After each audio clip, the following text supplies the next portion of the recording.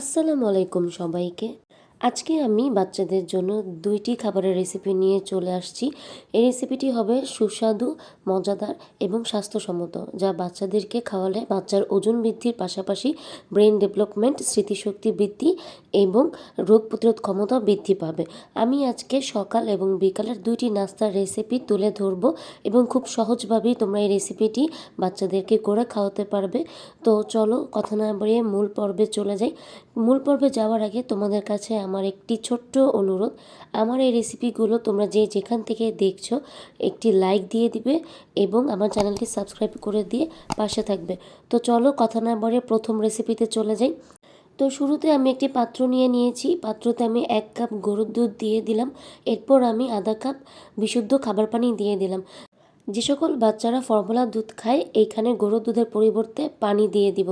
তো এই পর্যায়ে আমি এখানে লবণ দিয়ে দিলাম সামান্য পরিমাণের। যে সকল বাচ্চারা ১ বছর নিচে তাদেরকে লবণ দেওয়া যাবে না। তো এখানে আমি সাবুদানা প্রায় ১ ঘন্টা কুসুম গরম পানিতে ভিজিয়ে রেখেছিলাম। তো এখানে আমি দিয়ে দিলাম। সাবুদানাগুলো দিয়ে আমি একটু নেড়ে চেড়ে দিব। তো সাবুদানা হতে একটু সময় লাগে, এই জন্য ধৈর্য সহকারে একটু সাবুদানাগুলো রান্না করতে হবে। তো আমি বলক আসার জন্য ওয়েট করব। তো এখানে আমার প্রায় বলক চলে আসছে। তো এই পর্যায়ে আমি একটু নেড়ে চেড়ে দিব, নাহলে সাবুদানাগুলো নিচে লেগে যেতে পারে। তো আমি নেড়ে চেড়ে দেওয়ার পরে আবার কিছুক্ষণ রান্না করে নিব। সাবুদানাটা যখন একদম স্বচ্ছ হয়ে আসবে এবং বল বল আকারে হয়ে যাবে, তখনই বুঝতে পারবো যে সাবুদানাটা হয়ে গিয়েছে এবং পাশাপাশি আঠালো ভাবও চলে আসবে। আসল এবং নকল সাবুদানা চেনার উপায় আমার চ্যানেলে দেওয়া আছে, তোমরা চাইলে দেখে নিতে পারো। সাবুদানা যেহেতু গাছের শিকড় দিয়ে তৈরি, এতে রয়েছে প্রচুর পরিমাণে ক্যালসিয়াম এবং ম্যাগনেসিয়াম, যা বাচ্চার হাড় মজবুত করতে সহায়তা করবে। তো আমরা চাইলে প্রতিদিন সকালের নাস্তা হিসেবে সাবুদানা দিতে পারি। তো এই পর্যায়ে আমি এখানে কয়েকটা কিশমিশ ছোট ছোট টুকরো করে নিয়েছি, এখানে দিয়ে দিব। কিশমিশ ফাইবার সমৃদ্ধ একটি খাবার, যা বাচ্চার কোষ্ঠকাঠিন্য দূর করবে এবং এতে প্রচুর পরিমাণে আয়রন রয়েছে, যা বাচ্চার শারীরিক বৃদ্ধি ঘটাতে সহায়তা করবে। তো এখানে মিষ্টি হওয়ার জন্য আমি 2টা খেজুর কুসুম গরম পানিতে ভিজিয়ে রেখে চটকে নিয়েছি, তো সেটা দিয়ে দিলাম। এখন আমি এতে প্রোটিন পাউডার মানে বাদাম গুঁড়ো দিয়ে দিব। বাদাম গুঁড়ো বাচ্চাদেরকে প্রতিদিন খাওয়ালে বাচ্চার ওজন বৃদ্ধির পাশাপাশি স্মৃতিশক্তি বৃদ্ধি পাবে। তো এ পর্যায়ে আমি সবগুলো উপকরণ একসাথে ভালোভাবে মিশিয়ে নিব। তো এই খাবারটি তোমরা 7 মাস বয়সী শিশুদের থেকে শুরু করে 3 বছর বয়সী বাচ্চাদেরকে সকালের নাস্তা হিসেবে দিতে পারো। এটা সকালের নাস্তা একটি হেলদি একটি নাস্তা, যা বাচ্চা সারাদিন অ্যাক্টিভ রাখতে সহায়তা করবে এবং পাশাপাশি ওজন বৃদ্ধি করতেও সহায়তা করবে। তো এই খাবারটি চাইলে তোমরা বাচ্চাদেরকে প্রতিদিন সকালবেলা নাস্তা হিসেবে দিতে পারো। তো এখন আমি দ্বিতীয় রেসিপিতে চলে যাব। তো চলো শুরু করা যাক। দ্বিতীয় রেসিপিটি বাচ্চাদের পুষ্টিকর, স্বাস্থ্যসম্মত এবং মজাদার একটি রেসিপি হবে, যেটা খুব সহজেই তোমরা বাচ্চাদেরকে তৈরি করে খাওয়াতে পারো। এই খাবারটি বাচ্চার ওজন বৃদ্ধির পাশাপাশি ব্রেন ডেভেলপমেন্ট এবং স্মৃতিশক্তি বৃদ্ধি করতে সহায়তা করবে, যা একটি বাড়ন্ত শিশুর জন্য খুবই উপকারী। তো আমি এখানে একটি পাত্র নিয়ে নিয়েছি এবং সামান্য পরিমাণ বাটার দিয়ে দিয়েছি। তোমরা চাইলে বাটারের পরিবর্তে ঘিও ব্যবহার করতে পারো। তো বাটারে রয়েছে প্রচুর পরিমাণের ভিটামিন ডি ও এ, যা বাচ্চার রোগ প্রতিরোধ ক্ষমতা বৃদ্ধি করতে সহায়তা করবে।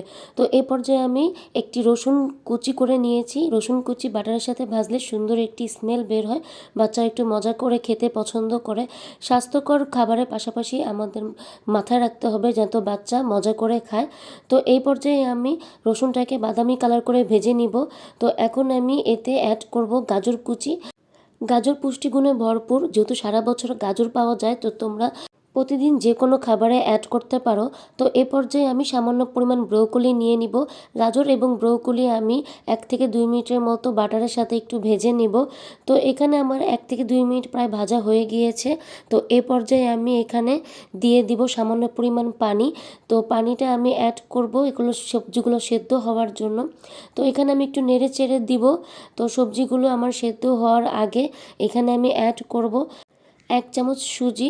তোমরা তোমাদের বাচ্চাদেরকে যে সুজি খাইয়ে অভ্যস্ত, এখানে সেই সুজিটা দিয়ে দিবে। তো সুজিটা দেওয়ার পরে আমি একটু ভালোভাবে নেড়ে চেড়ে দিব, নাহলে দলা পেকে যেতে পারে। তো এই পর্যায়ে আমি সামান্য পরিমাণ লবণ অ্যাড করব। 1 বছর নিচে বাচ্চাদেরকে লবণ দেওয়া যাবে না। এই পর্যায়ে আমি সামান্য পরিমাণে গোলমরিচের গুঁড়া দিয়ে দিব। এরপর দিয়ে দিব রসুনের গুঁড়া। রসুনের গুঁড়াটা তোমরা চাইলে স্কিপ করতে পারো। তো এই পর্যায়ে আমি একটু নেড়ে চেড়ে দিয়ে একটু সবজিগুলোকে সেদ্ধ হওয়ার জন্য দিয়ে 5 মিনিটের মতো রান্না করে নিব। তো তো এখানে আমার প্রায় সবজিগুলো সেদ্ধ হয়ে গিয়েছে, এখানে প্রায় বলক চলে আসছে। এই পর্যায়ে আমি এখানে অ্যাড করব টমেটো। টমেটোটাকে আমি ভালোভাবে পিউরি করে নিয়েছি।